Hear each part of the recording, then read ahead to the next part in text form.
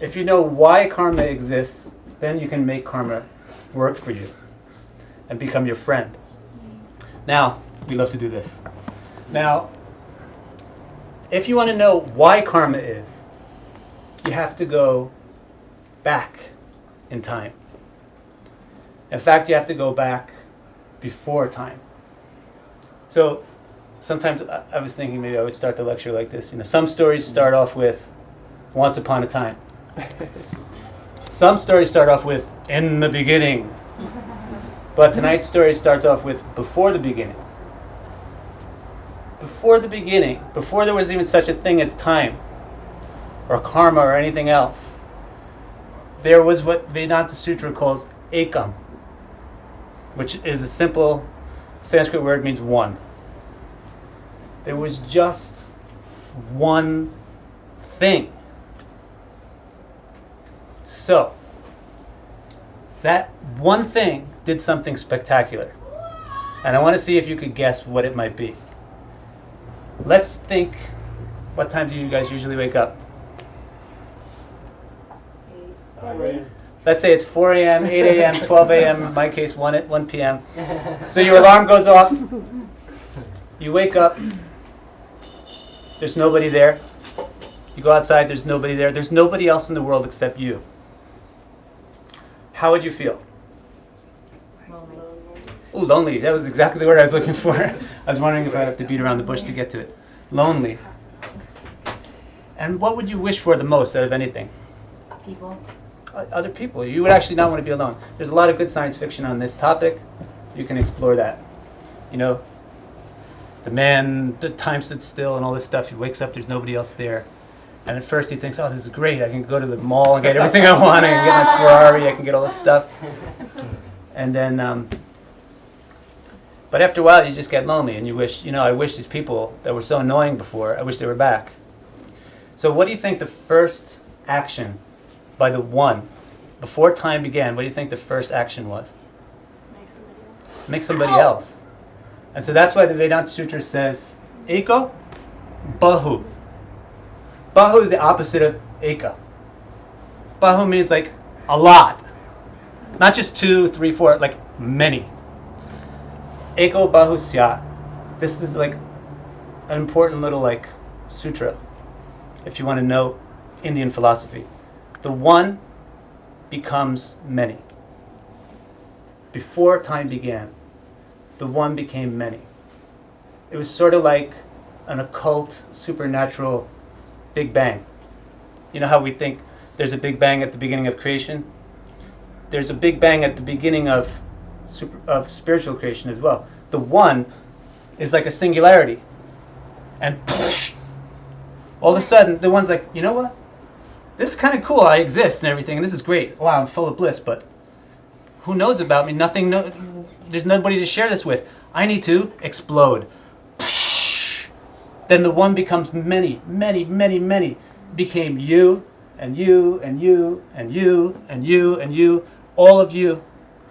That tree, the little atoms inside the fence, that was all the stuff that came out from the Big Bang of the one.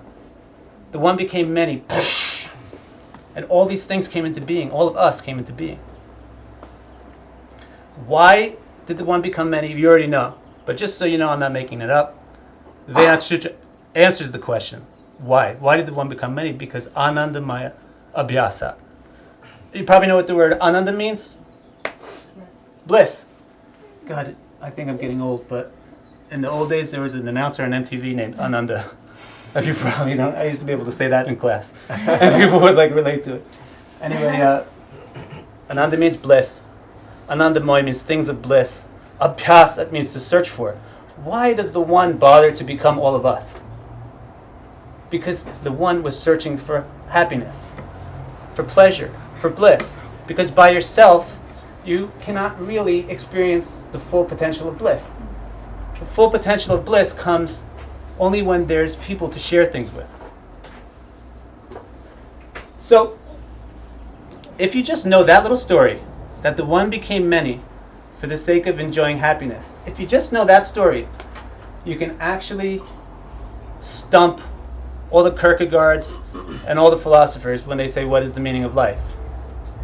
Because that little story right there explains the meaning of life more realistically, straight up in the streets, yo, more realistically, more down to earth than anybody else has ever done.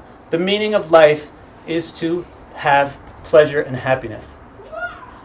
And you can see it from everything from an ant that walks towards sugar and walks away from a match that you stick in front of it, to you, the way you avoid situations that you just know are going to be stressful, and you are so happy to go to things where there's cookies and milk.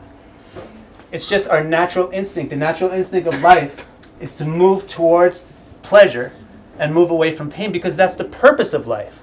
Why were we manifested in the first place? We were manifested in the first place by the One for the sake of ananda, or pleasure. So, unfortunately, we're basically on a quest for pleasure. And we don't really remember where the original perfect system of pleasure was, with this one expanding into many. I don't know if I explained it clearly. Sometimes it's hard to explain it clearly, but hopefully you can imagine in your minds, there's like this little one, and he expands and he creates like all these electrons and things that circulate around him, her, the one, the Radha Krishna, the original unit. All these electrons are floating around, the Radharani proton and the Krishna neutron. And all the electrons are us. And the perfect system there is for all of us electrons to share the bliss of loving the one, and the one shares the bliss of loving us. That's a perfect circuit, and it keeps perfect bliss. That's what this yoga is about, bhakti yoga. It's about being that electron back in that atom, where you stick yourself back into your relationship with that one being, that original, we could say, Godhead. Oh, God. I need to remember to breathe, and I need to remember to drink. Do you need something to drink? I have a drink there. Prabhu, could you pass me that? Which one of the two? Either one. One's my son's and one's mine. Both the germs are ultimately mine. Okay. Now I have a question for you. So this sounds great. We have this blissful atom in the spiritual world, right? So why are you here? Why am I here? Why is it that I have hair on my body I don't want? Why is it that I have a canker sore in my mouth that I don't want? Why is it that I have work to do that I don't like? Why is there all this nagging, annoying stuff that's just like bringing us down, man, making it heavy? Why is there all this junk? Why is there suffering and distress? Why are we not there in that spiritual atom? Now, so in this next part, I'll try to explain to you why. So remember that all of us came off the one, right?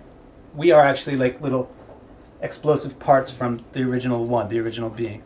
So now if you remember that, you can get a clue as to why we're not there anymore.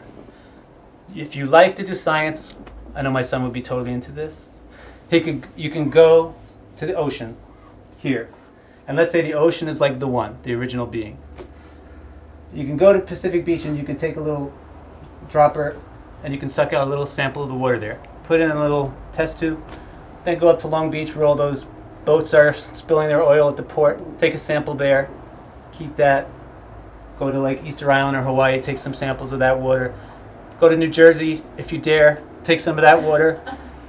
And then compare the samples. Are the samples exactly the same? Yes. No. No, they're not. Why do some people go to Hawaii to go swimming and they don't go to Long Beach? Or what is that? That's Long Beach, right? Where all the big boats are. Yeah, just south Yeah. of north. Because it's slightly different. There's a lot of things that are in common. All the samples are wet. All the samples have H2O, etc. But there's little differences in between the samples based on where the sample came from. So bear that in mind now. Now think back to this idea of the one becoming many. The one being is variegated. In other words, the one being has many different qualities to it. It's not uniform. That's why he had desires and thoughts in the first place. But we diverse. We dive for our attention. So the beings that came off the different spots of the one are like the different samples that you took from different places in the ocean. See, so some beings came off of places that are really in the one which are very romantic and sweet. Some beings came off from parts which are very fierce and have anger. Some